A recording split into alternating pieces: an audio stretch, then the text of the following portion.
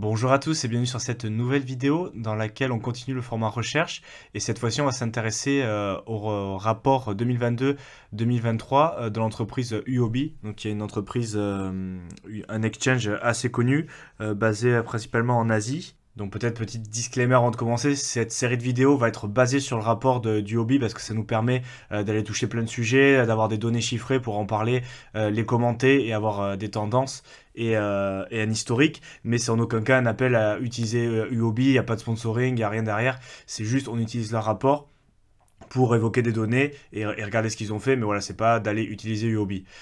Aussi peut-être un petit, pour cette première vidéo, introduire un petit peu UOB, ben, c'est un exchange qui est quand même relativement sérieux, hein. Il a été créé en 2013, donc au niveau de l'industrie c'est quand même assez long. Ensuite, au niveau chiffres, je voulais chercher sur CoinRanking, donc listé uniquement par volume de trading. Il va être listé 10e, voilà, avec 330 millions. Bon, là on est début janvier 2023. Ça, c'est un premier listing, donc il est quand même dans le top 10, même s'il est plutôt vers la fin. Et ensuite, si on regarde le classement de CoinMarketCap, alors là aussi qui peut être un peu biaisé, hein, toujours penser à qui on a affaire. Donc le rapport du hobby, ça va être un rapport qui a été créé par une entreprise qui propose des services de sexe, non, un exchange centralisé. Et là, par exemple, CoinMarketCap qui propose aussi leur ranking, bon, d'exchange, de crypto, ils ont plein de services. Eux, par contre, ils sont détenus par Binance, donc il y a aussi un sexe. Mais du coup, on peut, voilà, des fois, dans les cryptos, c'est assez facile de manipuler les données, donc il faut aussi penser que CoinMarketCap, c'est un site détenu par Binance, donc il y a un concurrent direct des autres plateformes qui listent. Là, dans leur score, ils disent qu'il y a voilà, donc le trafic web, la liquidité moyenne, le volume, mais aussi la confiance qu'ils ont dans le fait que le volume qui est reporté par l'exchange est légitime. Donc c'est-à-dire qu'ils ne mentent pas, grosso modo, sur leur volume de transactions. Bon, là, vous avez compris, avec cette variable, on peut facilement voilà, faire monter ou faire baisser en déclassement en disant oui, mais au final, si je pondère plus cette variable, moi je considère qu'il y a des erreurs de reporting. Et donc du coup, voilà, il faut faire attention à ces listings parce que, voilà, on regarde Binance, bien évidemment, est premier. Et après, on se retrouve avec voilà, Kraken, qui est un exchange très sérieux, mais avec un volume de trading qui, par exemple, voilà, il y a d'autres exchanges qui ont plus, mais du fait des différentes variables qui sont prises en compte, ils sont plus haut ou plus bas dans le classement.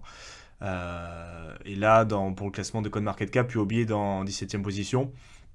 Donc après, à prendre avec pincettes aussi. Mais là, l'idée, c'est voilà, vous montrer qu'il est quand même dans le top 20, top 10 en fonction des rankings. Donc c'est quand même une entreprise sérieuse. Et donc on va juste étudier le rapport annuel qui est assez récent, donc du 8 décembre, encore une fois, pour aller sortir des informations qui vont être intéressantes.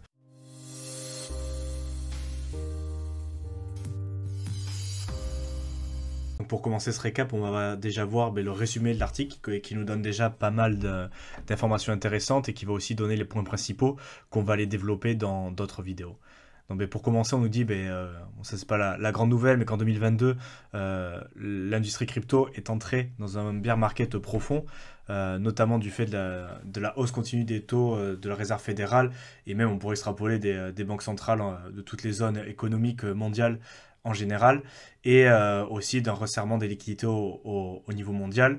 Et du coup, l'année 2022, on a vu une baisse de la capitalisation totale du marché des cryptos d'environ 2,2 trillions. Donc, si je me rappelle bien, au pic de l'ATH du bull run, on était presque à 3 trillions. Donc, on aurait perdu presque 70% de la capitalisation totale, ce qui est pas complètement fou en bear market, hein. On a déjà vu des baisses de 80-90% sur certains actifs et de la capitalisation globale, donc c'est quelque chose qui est normal, même si c'est assez violent, si c'est la première fois qu'on le voit. Et après, ça s'explique aussi, je pense, par le fait, comme on l'a vu juste avant, que l'environnement global est plus à la récession, fin de l'argent facile, hausse des taux d'intérêt, ça oblige les acteurs tout simplement à désinvestir la crypto, à faire du deleveraging, donc sortir du risque de son portefeuille. Et donc dans cette situation-là, les actifs à risque et donc les cryptos sont un des premiers à sauter, un des premiers qui vont être vendus. Donc c'est pas quelque chose d'exceptionnel, même si évidemment c'est pas forcément la meilleure période, hein. Mentalement ça peut être dur. Et on nous dit aussi que la taille du business institutionnel à travers de la CeFi, donc la Centralized Finance centralisée, a aussi baissé d'environ 70%, donc presque dans les mêmes proportions que la baisse du market cap. Et donc ça, après, on nous explique à quoi c'est dû. Donc il y a le bear market, mais il y a aussi là, un peu de perte de confiance de la part des gens dans certains acteurs de l'industrie, et notamment à cause des divers scandales, incidents qu'on a eu, comme en premier en avril-mai, il me semble, l'effondrement de l'écosystème Terra Luna et de son stablecoin, la banqueroute, la liquidation du fonds d'investissement 3AC. Maintenant, on est encore avec FTX, on a eu Celsius, BlockFi en très grande difficulté, des gros doutes sur Genesis. Donc voilà, on a pas mal d'acteurs centralisés qui ont montré qu'ils n'étaient pas forcément avec les reins aussi solides qu'on le pensait. Et même carrément que beaucoup d'entre eux prenaient des risques énormes, voire avaient des agissements carrément illégaux, comme c'est le cas d'FTX, avec les fonds de ses clients. Et donc forcément, ça mène pas forcément de la confiance dans l'écosystème, et ça mène même voilà, les régulateurs à prendre des mesures. Donc bon, ça combiné plus au bear market qui est normal, mais forcément on perd pas mal de market cap. Après on dit cependant tout n'est pas perdu, bien sûr, hein, c'est jamais tout blanc ou tout noir. Hein. Donc on a quand même vu un total des investissements pour le marché primaire qui a excédé 30 milliards. Ethereum qui a finalement fait sa transition vers le proof of stake, donc on a un changement d'air, et les layer 2 qui ont vu aussi une croissance exponentielle, donc ça on le verra dans d'autres vidéos plus en détail. Ensuite, on a vu aussi les X2Earn, donc faites une action pour gagner de l'argent. Donc on avait premièrement, peut-être un des premiers, ça va être le Play to Earn, donc joue un jeu vidéo pour gagner de l'argent. Maintenant, on a eu voilà, une explosion, notamment avec Stephen, du Move to Earn, donc avec n'importe quelle action, au final, humaine, si on est assez inventif, on peut le mettre, fait telle action et gagne tel argent. Et donc ça, on a vu une gamification avec des nouveaux business models qui sont apparus.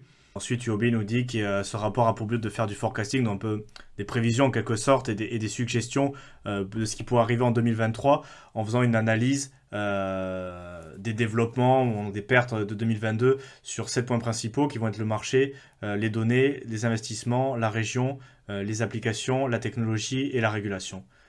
Donc c'est ce qu'ils développent à continuation, où ils nous disent qu'ils ont établi un index du développement de la maturité du marché des cryptos par région, en mettant comme variable dans ce modèle-là, dans cet index, le pourcentage d'utilisateurs crypto dans la population totale, donc par région, les volumes qui transitent par les SEX, les volumes de la DeFi et les recherches de mots-clés sur Internet.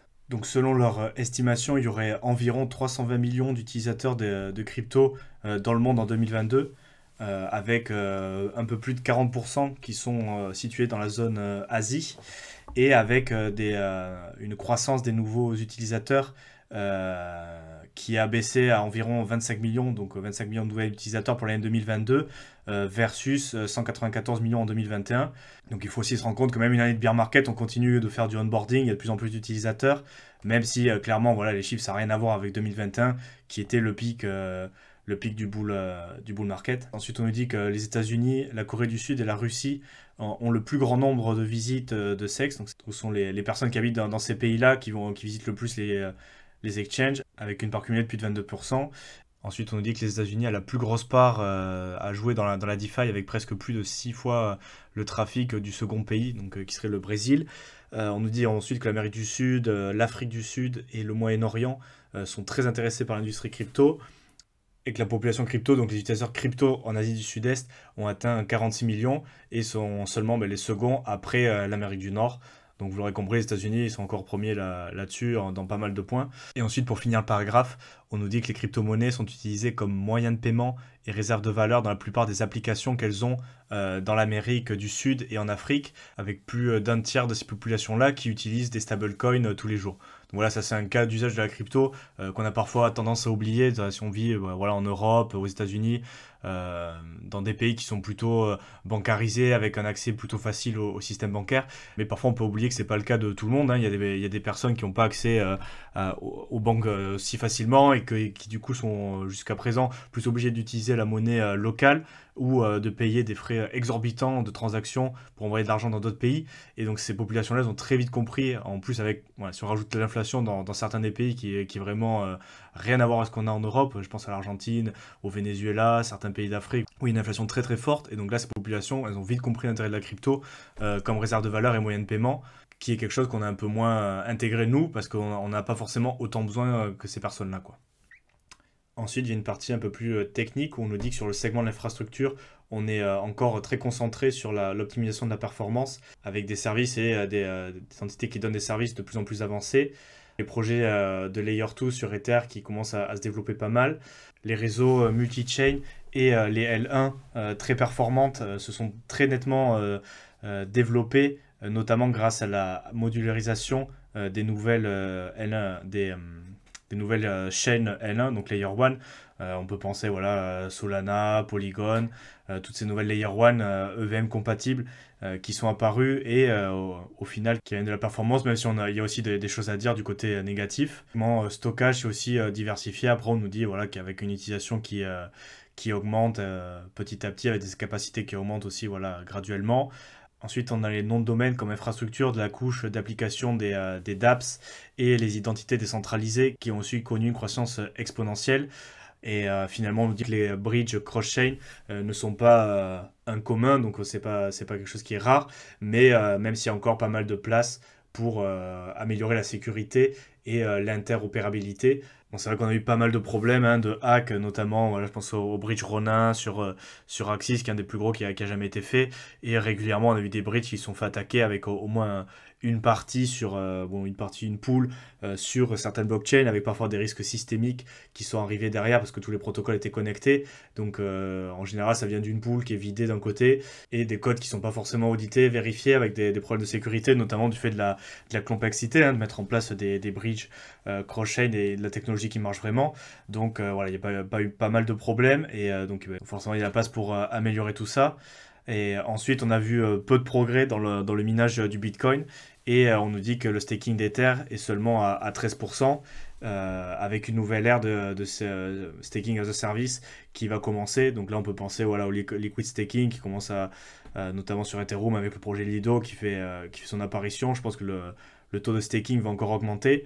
C'est pas forcément un appel à le faire, mais c'est quelque chose qui se développe. Donc à voir ce que ça va donner. Ensuite, on dit que sur la couche application, la total value log, donc la valeur totale qui est bloquée dans les protocoles de finance décentralisée parmi toutes les chaînes, a été diminuée de 70%. Hein. Donc là, on retrouve encore ce 70% de market cap, d'utilisation des CeFi et de la valeur qui est laissé par les protocoles de DeFi, avec un leverage, donc les effets de levier qui sont en train de disparaître, et un retour sur investissement qui est en train de diminuer. Hein, quand le bull run s'arrête, la fête est un peu finie, donc voilà, les rendements, et il y a tout qui baisse un peu. On dit que le marché des NFT s'est bien refroidi, et carrément rentré en bear market aussi, par rapport un peu à la folie du tout début de l'année, avec une baisse de 42% du market cap, et surtout voilà, une très nette baisse des utilisateurs uniques, donc les possesseurs de NFT, de 88,9%. Donc voilà, il y a eu une grosse douche froide sur ce marché-là. Et après, on nous dit que la finance sur les NFT a commencé juste à émerger et pourquoi pas serait source de grosse croissance dans cet écosystème-là. Et finalement, on nous dit que la GameFi et le métaverse ont des performances voilà, qui ont attiré l'œil, mais elles sont encore très sous-développées. En termes de régulation, donc là on fera une ou voire plusieurs vidéos spécialement là-dessus parce que c'est quelque chose d'important qui va venir nous impacter dans les mois et les années qui arrivent. Donc on nous dit qu'il y a 42 États souverains et régions autour du monde qui ont adopté 105, alors après il faudra voir comment ils ont fait les calculs, mais bon 105 mesures réglementaires et documents guides pour l'industrie crypto cette année, donc juste en 2022. Et parmi ceux-là, on a seulement 36%, entre guillemets, des décrets, des textes qui ont été votés, qui sont en faveur de l'écosystème. Donc voilà, si on regarde à l'inverse, on a 60% des mesures qui sont destinées à restreindre ou à contrôler cet écosystème. Et ce nombre de 105 mesures réglementaires supplémentaires constitue bien évidemment une croissance, un bond majeur par rapport à l'année dernière.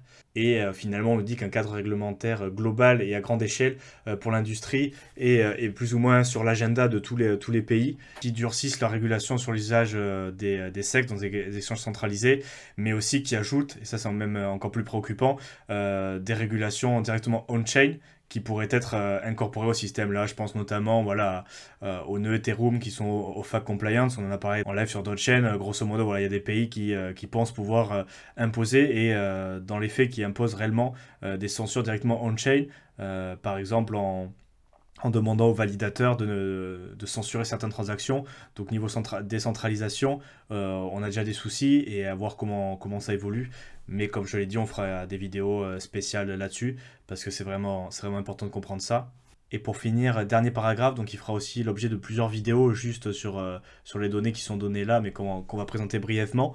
Donc, comme le bear market continue, UOB propose 4 indicateurs qu'on a atteint le bottom, donc le fond du marché baissier, et nous donne aussi des suggestions pour survivre à ce bear market. Et finalement, ils font quelques prévisions à la fin du rapport sur ce qui arrivera dans l'industrie crypto en 2023, qui fera aussi l'objet d'autres vidéos. Donc il y a pas mal de vidéos qui seront sourcées de ce rapport-là. Parce qu'il y a pas mal de contenu intéressant en fait, hein, qu'on ira détailler ensemble. Et bon, on va quand même faire un point rapide sur les prévisions. Donc on nous dit que le marché atteindra un bottom tôt dans 2023. Ça reste à voir. Moi, j'en suis pas persuadé parce qu'on peut très bien avoir une année 2023 continuer le bear. Hein, donc ça reste à voir. Toujours les prévisions, prendre avec des pincettes. C'est intéressant de regarder pourquoi ils disent ça et surtout avec le recul, voir s'ils avaient raison. Mais tout ce type de prévisions, à voir. On le détaillera plus tard, donc on verra ce qui leur fait dire ça. Ensuite, et toujours selon la vision du hobby, ils nous disent que les social tycoons, donc ça serait les grands acteurs des réseaux sociaux, donc Twitter, Facebook, voilà, c'est les grands acteurs du Web 2, comme on a vu justement sur la partie du Web 3, vont continuer d'essayer d'imposer, de développer leur vision du Web 3, donc qui n'est pas forcément la vision qui conviendra au plus grand nombre, mais on voit bien qu'ils ont fait des moves là-dessus, hein. Facebook avec Meta, Instagram, donc il y a aussi la maison mère de Facebook qui propose des NFT, donc voilà, il y a quand même, ils voient bien que le vent tourne et que le futur est là-dessus, donc ils essaient de se positionner, c'est bien normal aussi. Qui vont introduire du coup un paradigme de social fi, donc on détaillera aussi ce que ça peut vouloir dire. Des réseaux zero knowledge accélérés vont commencer à se lancer, que la demande réelle de stockage on-chain croît rapidement et du coup que le segment du stockage connaîtra un développement substantiel et organique du coup cette année en 2023. Que la réglementation on-chain sera renforcée, certains protocoles pourraient être mis en danger. Là on pense notamment à Tornado Cash qui a eu des problèmes et ça c'est peut-être que le premier d'une longue série. Bon, on n'espère pas mais on va y voir. Et enfin que les crypto-monnaies seront adoptées comme moyen de paiement ou autorisées comme fiat par un plus grand nombre de pays. Donc voilà, encore une fois, c'est des prévisions du hobby, c'est eux ce qu'ils pensent et qu'ils mettent en avant comme scénario et prévision pour cette année. Donc on ira voir quand même, comme je l'ai dit dans d'autres vidéos, pourquoi ils pensent ça et les informations qu'il y a derrière. Mais c'est toujours à prendre avant des pincettes, hein, même ce que je dis moi, ce qu'ils disent eux, essayez toujours de croiser les infos. C'est justement pour ça aussi qu'on fait ce format de vidéo qui aide à déchiffrer, à mener de l'information qui n'est pas toujours en français ou accessible facilement, pouvoir comparer et avoir différentes sources d'infos. Donc avant de vous laisser, on va quand même voir le plan du rapport, donc qui est assez complet, il y a 150 pages quand même. Donc on parlera pas tout, mais ça sera quand même la base de plusieurs vidéos qui, à mon avis, seront intéressantes, où j'ajouterai aussi mes commentaires par rapport à ce qui est dit, pour voir si je suis plutôt d'accord ou pas d'ailleurs. Donc rapidement, et seulement les titres de chapitres, on va dire, ça serait l'industrie crypto dans le cadre économique global, donc les conditions économiques globales. Ensuite, une analyse géographique de l'industrie crypto. Les 10 événements crypto de l'année, l'infrastructure du Web3, donc on a déjà touché, mais on va rentrer plus en détail avec ce rapport-là. La CeFi, les NFT, la DeFi, GameFi Metaverse, le mining, l'environnement réglementaire pour la crypto, comment survivre au bear market et le détail des prévisions qu'on a vu juste avant. Donc voilà, il y a quand même, avec les références en 58 pages, c'est quelque chose d'assez conséquent. On ne fera pas des vidéos sur tout, mais sur la plupart des items. Donc accrochez-vous parce que ça va être quand même assez costaud, on va rentrer assez dans le détail. N'hésitez pas à me dire en commentaire si ça vous plaît ce type de contenu, mettez like. Vous abonnez à la chaîne si vous souhaitez être tenu au courant de la sortie de ces vidéos qui arrivent très prochainement. Donc du coup, je vous laisse en description, comme d'habitude, le lien vers ce rapport, qui est encore une fois un rapport gratuit, accessible facilement. C'est d'ailleurs pour ça qu'on le voit, c'est pas du contenu payant que j'ai aussi, mais que je peux évidemment pas vous montrer sur la chaîne. Donc là, on se base uniquement dans la partie recherche sur des rapports d'entreprises sérieuses, mais aussi publics et gratuits, donc tout le monde peut y avoir accès, il n'y a pas de souci là-dessus. Et ensuite, le second lien, ça va être le lien vers mon e-book. Donc si vous voulez commencer dans la crypto-monnaie, que vous ne savez pas trop vous situer, c'est un bon début, vous pouvez le télécharger gratuitement. Donc si ça vous intéresse, n'hésitez pas. Donc pour ma part, je vous laisse et on se retrouve dans une prochaine vidéo. À bientôt.